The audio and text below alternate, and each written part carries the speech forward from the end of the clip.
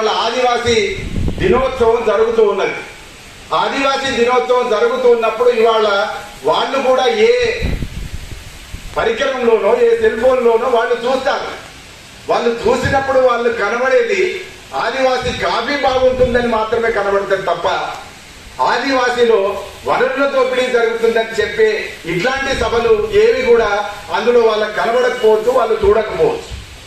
కాబట్టి ఇవాళ జాగ్రత్తగా ప్రజా సంఘాలు, హక్కుల సంఘాలు, ఉద్యమాలు లేదా ఆ విడదీయబడినటువంటి సమాజాన్ని కలపడం కోసం మళ్ళీ ఒక ఉద్యమం లాంటిది చేయాల్సినటువంటి అవసరం ఉంది. అట్లాంటి ఉద్యమంలో భాగమే ఈ సదస్సు అని నేను అనుకుంటున్నాను. చాలా రోజుల తర్వాత రేపు ర్యాలీ కూడా ర్యాలీ జరిగితే బహుశా ఆ ర్యాలీ జరుగుతుందని ఆశిద్దాం. అట్లా జరిగితే కనుక ఆ ర్యాలీ వల్ల ఈ యువకులకు కనీసం ఇట్లాంటి ఒక అవసరం ఉంది అనేటువంటి విషయం వాళ్ళ దాకా చేరేటటువంటి అవకాశం ఉంటుంది. దానికోసం రేపు ర్యాలీ జరపాలి.